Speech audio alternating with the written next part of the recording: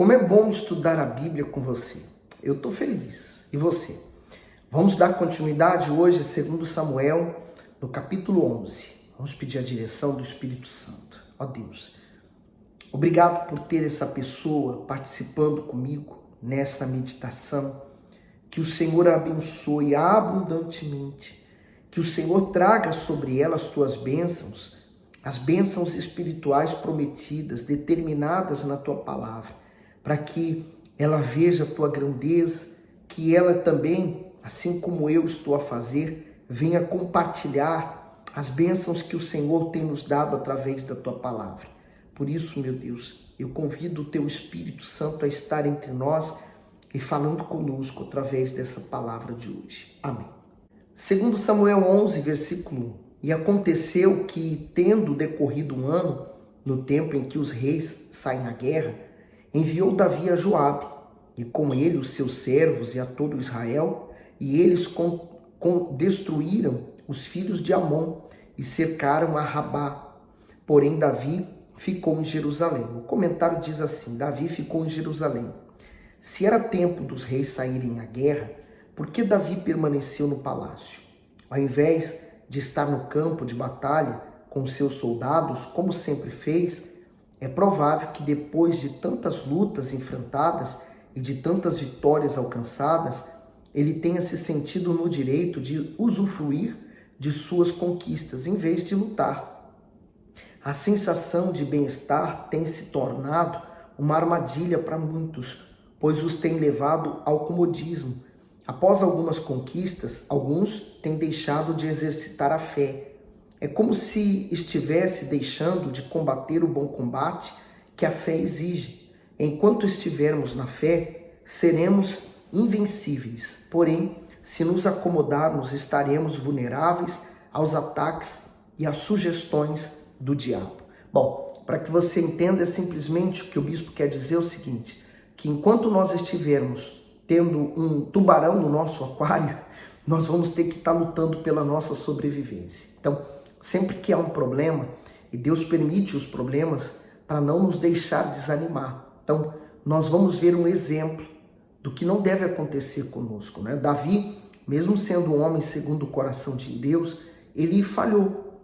Então, quer dizer, no tempo em que os reis saem à guerra, ele decidiu ficar no palácio. No 2, e aconteceu que numa tarde Davi se levantou do seu leito e andava passeando no terraço da casa real e viu do terraço uma mulher que se estava lavando, e era esta mulher muito formosa à vista.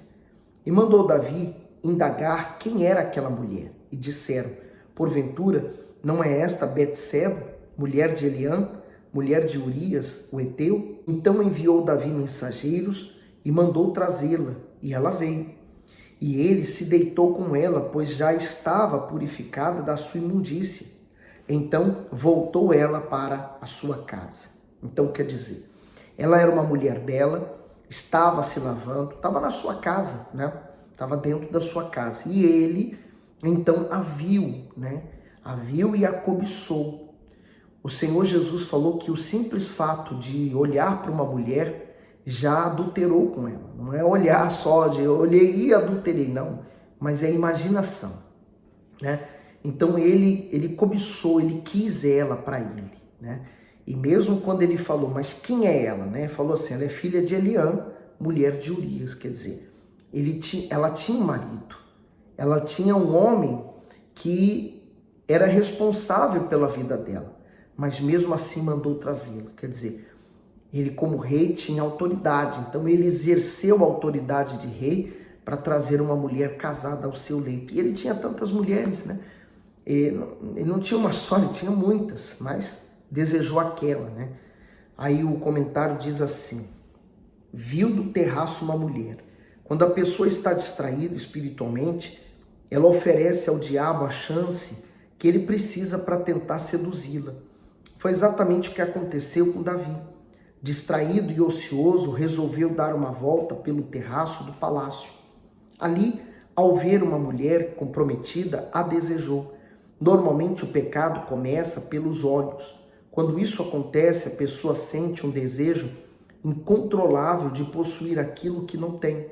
Assim, por não conseguir conter seus impulsos, o pecado se materializa, trazendo consigo as mais terríveis consequências. Seguindo para o 5. E a mulher concebeu e mandou dizer a Davi: estou grávida. Então, ela estava num período fértil. Quando ele diz assim, estava purificada da imundícia, é o período menstrual da mulher, né? Naquele período menstrual, ela não podia ter contato com as pessoas porque era considerada imunda, né? Então, como ela já estava purificada, quer dizer, ela já estava livre, então ela estava num período fértil. E na primeira relação que eles tiveram, ela engravidou. Olha o problema, olha o problema, olha o pecado tomando forma, né? Porque a pessoa pensa assim, eu pequei e ficou escondido. O pecado sempre vai buscar a pessoa, mais cedo ou mais tarde. O comentário do bispo diz assim: estou grávida. Davi ficou tão cego pelo desejo que cometeu adultério com aquela mulher. Agora ele tinha um sério problema a resolver. Como Betseba explicaria aquela gravidez se o seu marido estava fora de casa havia meses? De acordo com a lei de Moisés, os adúlteros tinham que ser apedrejados. Mas como explicar que foi o próprio rei Davi quem cometeu tamanha injustiça? É isso que acontece quando existe um pecado encoberto. Se não houver arrependimento, a pessoa se torna refém do diabo, que vai usar o seu erro para acusá-la constantemente. E daí vem a queda, né? A queda da pessoa se dá exatamente por isso. Porque um dos nomes que a Bíblia dá ao diabo é justamente acusador. Então Davi mandou dizer a Joabe: envia-me Urias, o heteu. E Joabe enviou Urias a Davi. Vindo, pois, Urias a ele, perguntou Davi como passava Joabe, e como estava o povo, e como ia a guerra. Depois disse Davi a Urias: desce à tua casa e lava os teus pés. E saindo Urias da casa real, logo lhe foi mandado um presente da mesa do rei. Porém Urias se deitou à porta da casa real, com todos os servos do seu senhor, e não desceu à sua casa. Para você entender, essa porta da casa real não é bem literalmente a porta, né? Eu pensava assim. Mas a porta é, por exemplo, o reino naquele tempo, ele tinha a entrada principal, né? Ele tinha uma entrada e normalmente fazia um L e vinha a entrada para enfim, o reino ali, né? Esse pátio, né? Onde havia duas entradas principais para a cidade, é isso que eu queria falar. Para a entrada da cidade se chamava a Porta do Rei. Então ali ficavam os anciãos, por exemplo, julgando a causa das pessoas, porque não havia um tribunal fixo, né? Então eles se sentavam ali para julgar, negociar. Então era um lugar muito movimentado. E Urias, olha só, ele se deitou ali. Então todo mundo que passava via Urias deitado ali, né? E era para ele estar na guerra, mas ele foi chamado pelo rei e mandado estar ali. Então ele estava deitado ali, dormindo ali, ele não foi dormir em casa. No 10. E fizeram saber isto a Davi, dizendo: Urias não desceu à sua casa.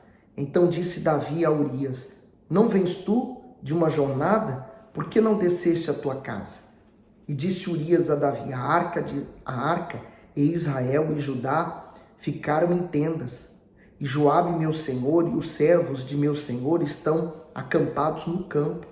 E hei de eu entrar na minha casa para comer e beber e para me deitar com minha mulher? Pela tua vida e pela vida da tua alma, não farei tal coisa. Quer dizer, um homem honrado, né? Enquanto todos estavam na guerra, ele se sentia até mal de estar ali naquele momento ou entrar na casa deles e ter um benefício melhor do que aqueles que estavam na guerra. Então disse Davi a Urias: demora-te aqui ainda hoje e amanhã te despedirei. Urias, pois, ficou em Jerusalém aquele dia e o seguinte. E Davi o convidou e comeu e bebeu diante dele e o embebedou. E à tarde saiu a deitar-se na sua cama com os servos de seu senhor, porém não desceu à sua casa. E sucedeu que pela manhã Davi escreveu uma carta a Joabe e mandou-lhe por mão de Urias.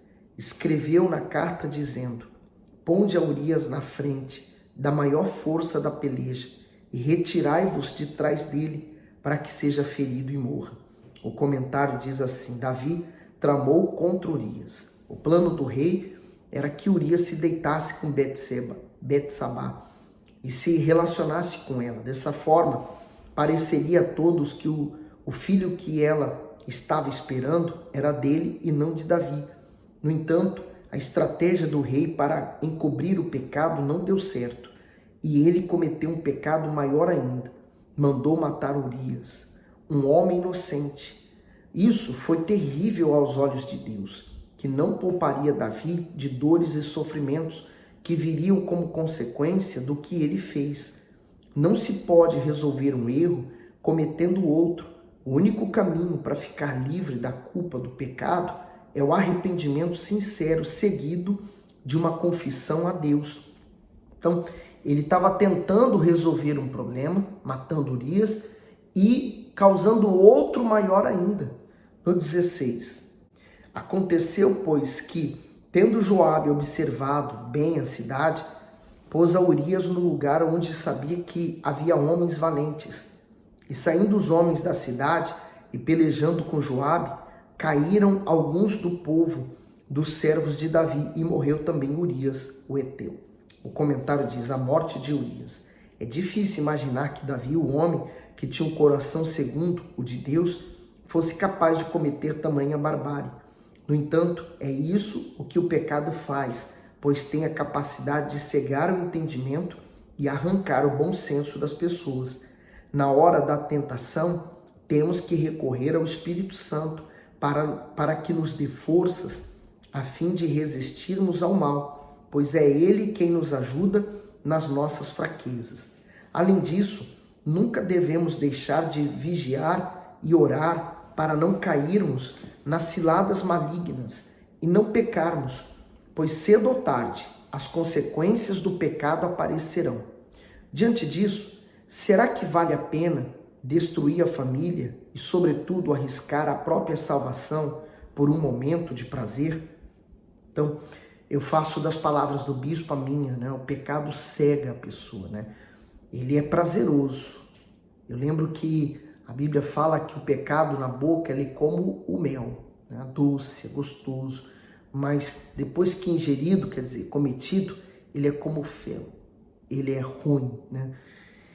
Infelizmente, Davi cometeu esse erro, mas diferente do outro, né, do outro rei, que foi Saul, ele se arrependeu. Essa foi a grande diferença.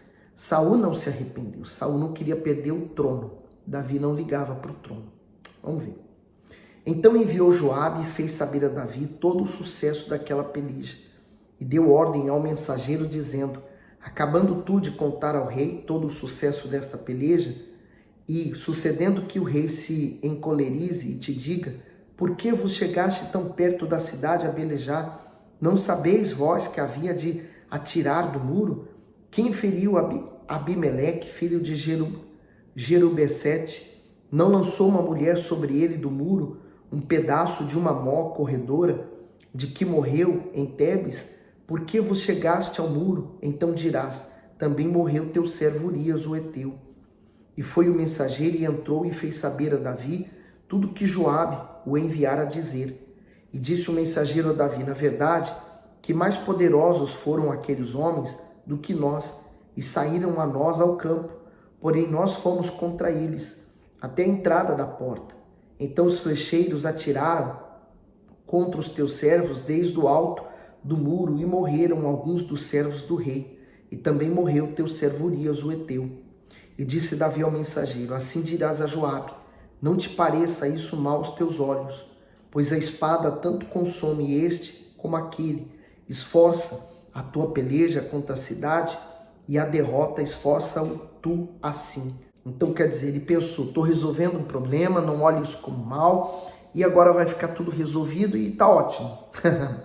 No comentário que o bispo fez, diz assim: o pecado de Davi o iludiu tanto que ele minimizou a morte dos seus soldados, inclusive o de Urias. Ao invés de se entristecer com aquela notícia, ele se sentiu aliviado, pois veio ao seu coração a falsa sensação de que tudo estava resolvido. Não há como esconder os nossos erros de Deus. Por isso, a única maneira de ficarmos livres deles é nos purificar no sangue do Cordeiro, o Senhor Jesus. Não adianta a pessoa querer fugir da transgressão cometida, pois ela o achará. Números 32, 23. E se não fizerdes assim, eis que pecaste contra o Senhor, e saberei que o vosso pecado vos há de achar. Veja que o erro que Davi cometeu custou a vida de outros homens também. No 26, ouvindo, pois, a mulher de Urias que seu marido era morto, lamentou o seu senhor. E passado o luto, enviou Davi e a recolheu em sua casa. E lhe foi por mulher, e deu-lhe à luz um filho. Porém, esta coisa que Davi fez pareceu mal aos olhos do Senhor. O comentário diz: pareceu mal aos olhos do Senhor. As atitudes de Davi entristecer o Altíssimo, pois ele o havia separado para ser uma luz a fim de conduzir Israel à justiça e à retidão. Por isso esperava uma conduta diferente dele. Da mesma forma, o Espírito Santo se entristece quando alguém escolhido para zelar e cuidar dos seus filhos cai em pecado. Os maus exemplos de líderes espirituais trazem escândalos para a igreja do Senhor Jesus e fazem com que os fracos na fé desanimem, se decepcionem e saiam da presença de Deus. O pecado de Davi causou muitos problemas para aqueles que estavam à volta dele, que pagaram. Urias pagou, mas isso trouxe consequências sérias e graves para o reino de Davi. Porque daqui para frente, aquele reinado de sucesso, você vai começar a ver o que começou a acontecer. Bom, são escolhas, né? Ele escolheu isso. Ele determinou isso para a vida dele. E você? Quais são as suas escolhas, o que você tem feito, né? Ele ficou com Betsabá, mas aquele filho não vingou. Ele não conseguiu nem sequer crescer. Morreu logo depois de ter nascido. A gente vai ver no capítulo a seguir, e eu não vou ler ele hoje, porque ele é um pouco extenso também, e eu quero fazer vários comentários a respeito disso. Porque o pecado, ele é assim. Ele não leva só você ao buraco. Ele vai levar outros juntos. Então, cuide de si. Cuide de você. A escolha, ela todos os dias precisa ser feita. E a escolha define que lado você está escolhendo. O lado da luz, seguindo a Jesus, ou o lado das trevas, seguindo o curso natural desse mundo. Faça a sua escolha, tá bom? Manda esse vídeo para aquelas pessoas que você tem ajudado, evangelizado. Dê o seu gosto. Coloca nos comentários o que Deus tem falado consigo, tá bom? Fique bem.